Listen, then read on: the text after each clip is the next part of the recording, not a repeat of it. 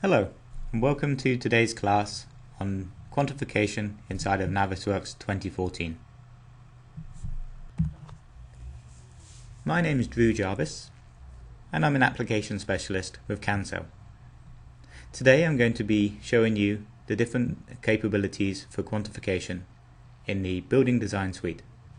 This will be using Revit and Navisworks. My background is in mechanical design, HVAC, and I've been a CAD manager and BIM manager with firms. I've implemented Revit solutions across Canada to multiple companies. And I'm always happy if you have questions regarding Revit, AutoCAD or Navisworks. Inside of Navisworks in 2014 is the ability to create resources and items, allowing you to quantify your model.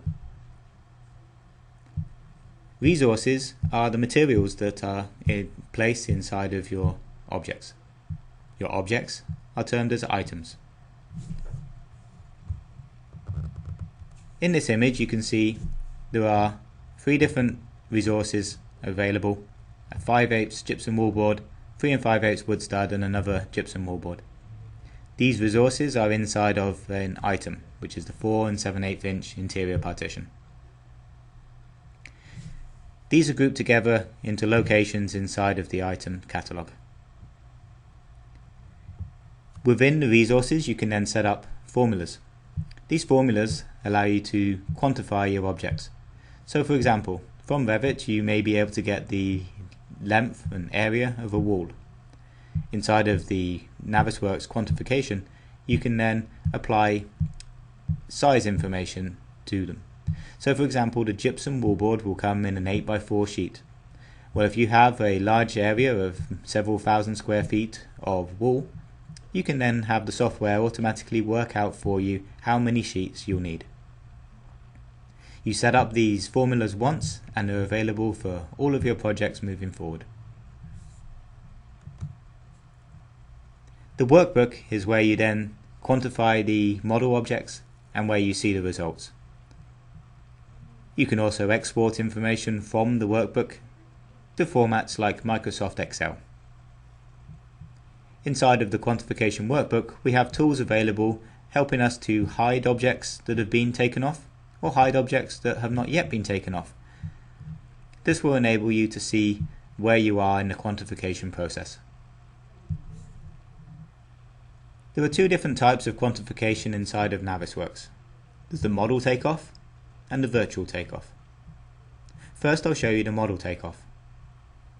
This enables you to take objects created in a 3D modeling package like Revit and have the software quantify how many there are. Subcomponents of the objects can also be quantified. So for example, when you have a wall in Revit, Navisworks can then work out how many studs, how many gypsum wallboards, how much tape, and more. This image shows the basic workflow. We use the find items within Navisworks to use the properties of the objects and then find all. This will group them all together, and as you can see here, 790 objects have been selected. Once you've selected your objects, you can then use the quantification workbook to map an item in the workbook to the selected objects. You can see here on the right click the Takeoff selected model items. That process is repeated for the different types of objects you have inside of your quantification workbook, giving you a quantification of your model. The virtual takeoff is required when you have not got an object modeled. So for example, you may have a wall but no doors yet.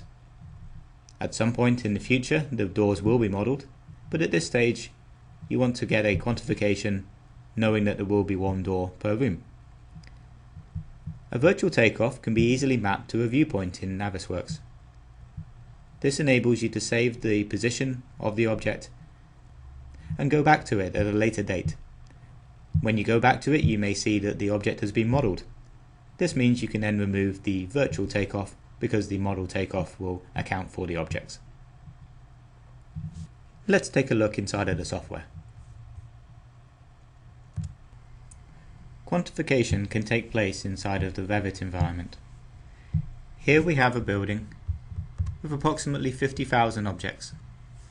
By opening up the default 3D view, we'll be able to see the entirety of the building. What I'm going to do is use a view within the Revit product to show the number of doors inside of the building. In order to do this, go to my View tab and then go to the Schedule Quantity pull down and select the Schedule Quantity tool. Essentially what we do initially is to filter by category. So I find doors and then click OK. This will give me a list of all of the doors inside of the project. I have the ability to filter for different types of doors, different sizes, and also the ability to sort them based on the different parameters of the doors. I'm going to start by putting in a count column, also family and type, which will give me the name of the door type, and then width and height information.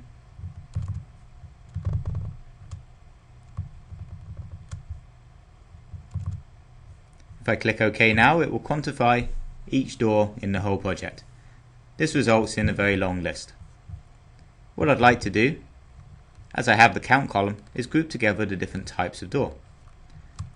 So I'm going to go back into my properties of the schedule, go to the sorting tab and sort by family and type. I'm also going to turn off itemize every instance and click OK. So now we see different types of door. For example, the 6 foot by 6 foot 6 double panel door. I have 11 of these inside of my project. So simple quantification of modeled objects is available within Revit. However, you will need to make sure that you model everything that is going to be quantified. So, what do you do if you want to get into a little bit more detail? Well, you look at a product like Navisworks Quantification. Here we are now inside of Navisworks 2014. You can see this is the same project file, just opened up as an NWC file. Over on the left hand side, I've got my quantification workbook, my resource catalog, and my item catalog. First step is to make a new project for your quantification. Inside of here, pick a catalog. Over time, you'll build up your own catalog and then tell it which units you'd like to use.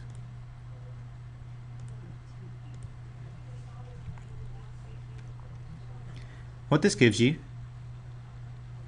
in your item catalog are different folders. So if we were to do a door takeoff, I would place my items inside of here. The resource catalog, you make your own. I'm going to go ahead and make a new group here for timber and another for finishing. Inside of my timber, I'm going to add a couple of resources. First of all, a 2x4,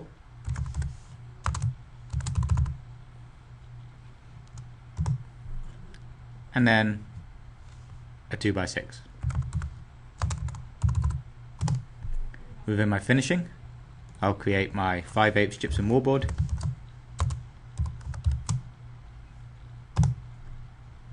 and perhaps then the gypsum wallboard tape. Now,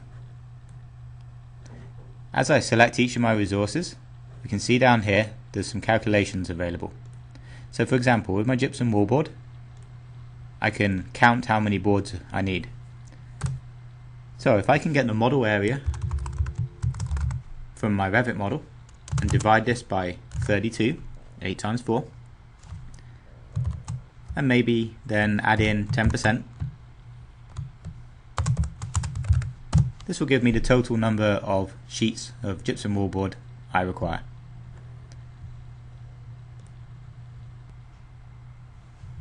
For my tape, I can take the length of the wall and divide that by 4 feet for each sheet, and then multiply that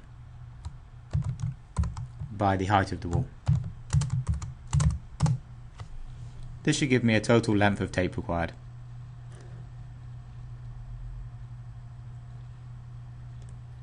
Now, as far as the 2x4 woods go, just thinking basically without including openings, it's going to be one of these every 16 inches.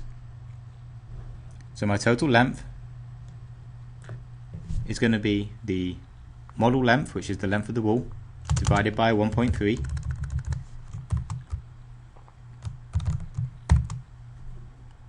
and then multiply that by the height of the wall. So in this case, I'm going to be dealing with 8 feet. My 2x6s, well, that's going to be perhaps 2 on the top plate and 1 on the base plate, so multiply by 3 plus 2 times the height. So now, with my formulas set up inside of here, I can start to assign these resources to items. I move into my items, find my wood and plastics, make myself a new group here for interior walls, and then a new item which will be my 8 foot high 4 7/8 inch interior partition.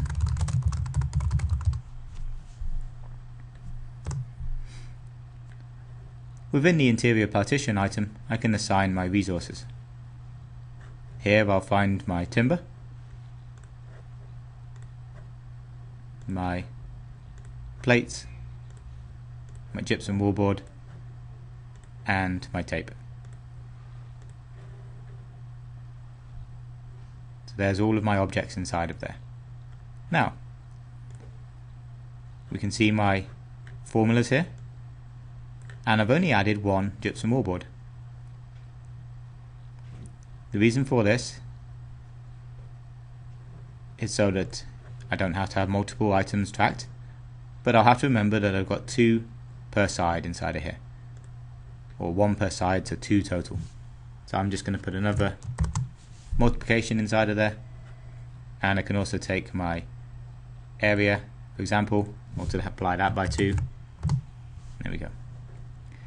Any changes you make here are overrides that do not affect the resource. So if I go back to my resource of 5/8 gypsum wallboard, you can see the numbers are as they were. Only in the specific item do the numbers change. Now let's take a look at a takeoff.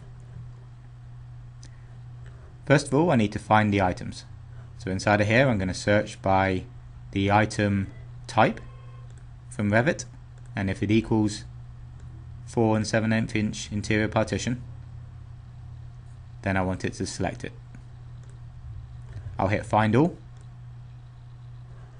As you can see in the model, highlighted in blue are all of the objects. Looking at my properties here, I see 790 objects selected. So in order to map these on my quantification, I right click on my interior partition and I take off the selected model items. That's going to get my 790 objects and map them to this item.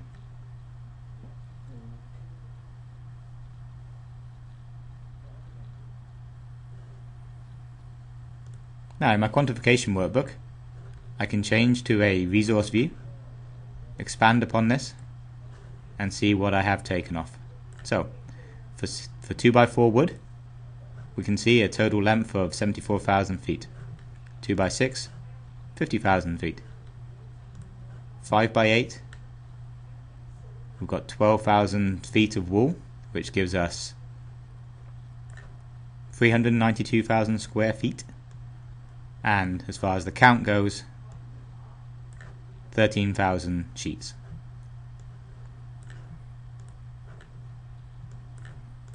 In the tape here,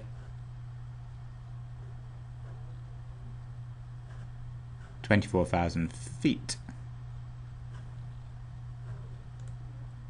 my item view, we can see the actual interior partition here at 12,000. So here's all the different numbers involved.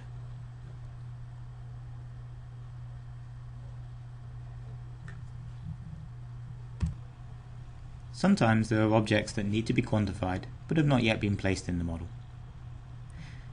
Let's take a walk inside of this model.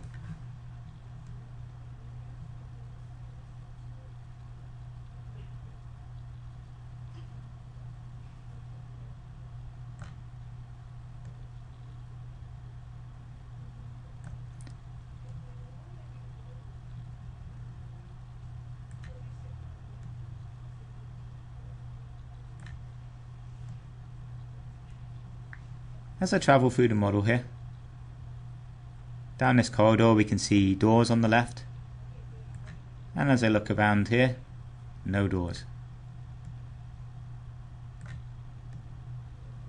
Now there are doors on the right hand side but none on the left. So I know that there's some requirements for doors on this wall. In my quantification workbook, under doors, I'll add a new item. So I'll go back here in my item catalog, right click, new item. This is going to be a 3 foot by 7 foot interior door. Right clicking on this item in the quantification workbook allows me to select new virtual takeoff. The virtual takeoff creates a viewpoint. That viewpoint is the position that you're currently looking at. In this view, you can generate some annotation. For example, I'm going to place an ellipse. On this ellipse, I will then place some text, just giving the door number that's missing.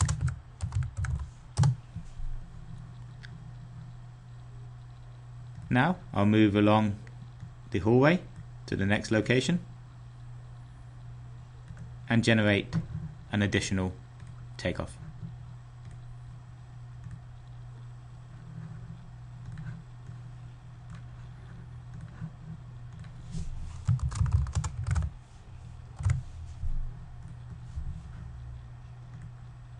Now, within my takeoff, we can see I have different viewpoints. As I click on these, it takes me to the different locations.